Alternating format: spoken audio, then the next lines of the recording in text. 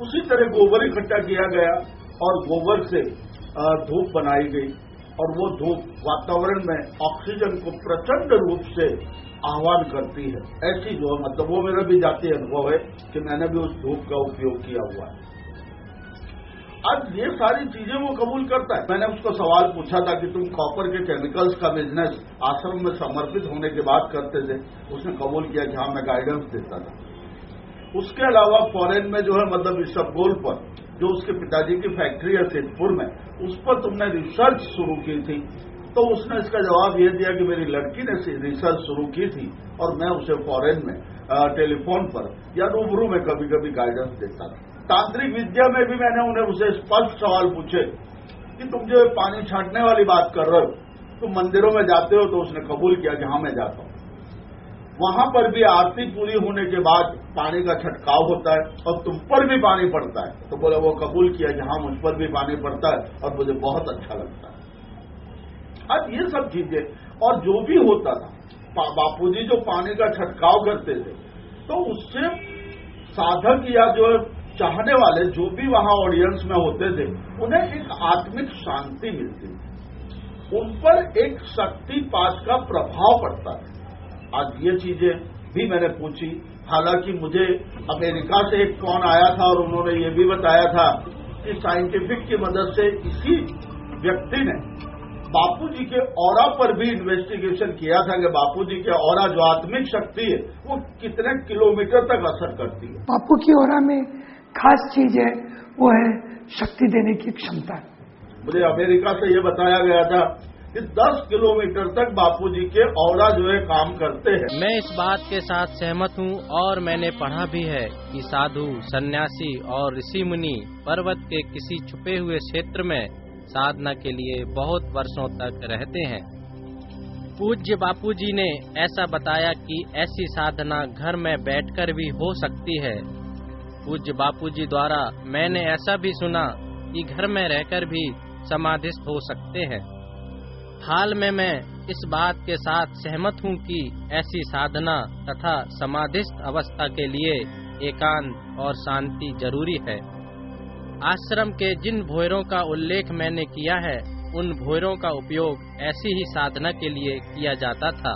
मेरे आश्रम में रहने के दौरान मैंने ऐसा कोई प्रसंग नहीं देखा है कि आश्रमवासी अथवा तो अन्य कोई व्यक्ति आश्रम में रहते हुए मर गया हो अथवा तो उसके ऊपर कोई तांत्रिक विधि की गई हो।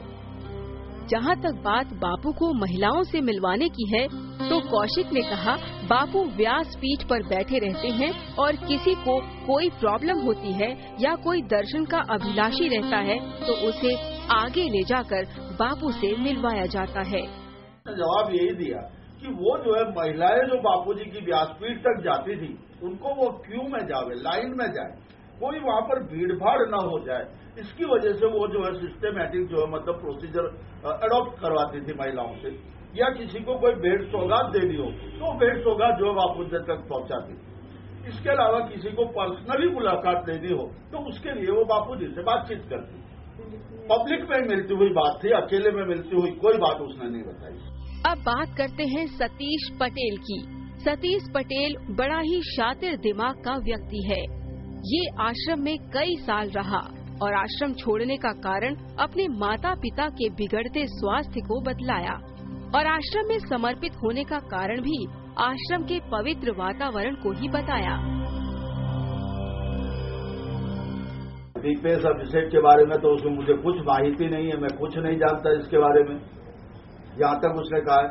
और उसने ये कबूल किया है कि पूज्य बापूजी के प्रवचनों के द्वारा आश्रम में चलती हुई धार्मिक प्रवृत्तियों से मैं आकर्षित हुआ था और इसलिए आश्रम समर्पित हुआ, ऐसा उसने कबूल किया हुआ है।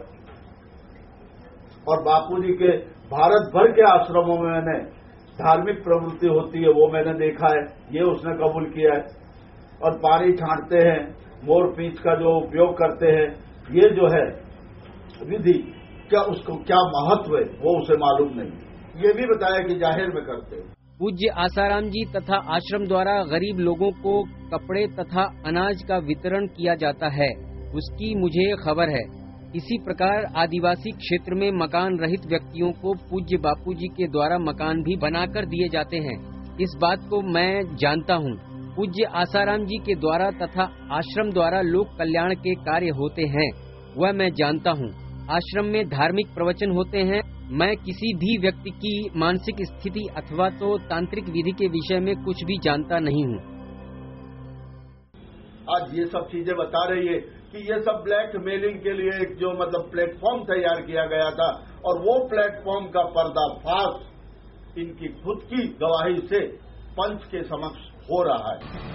कुल मिलाकर इन बयानों को देखा जाए तो यही लगता है कि इन गवाहों ने पंच का समय खराब किया और मीडिया को हथियार बनाकर बापूजी को बदनाम करने के लिए दुनिया को गुमराह करने की पूरी कोशिश की। आश्रम को ब्लैकमेल करने में भी इन्होंने कोई कसर नहीं छोड़ी, मगर अपने ही दिए बयानों पर यू टर्न लेते हुए इन्हें अंदर से लानत तो जरूर बरसती होगी। जस्टिस त्रिवेदी पंच में अभी और भी कई गवाहों की गवाही चल रही है, जिसमें संदेश अखबार भी शामिल है। इन गवाहों के बारे में हम आपको आगे बताएंगे।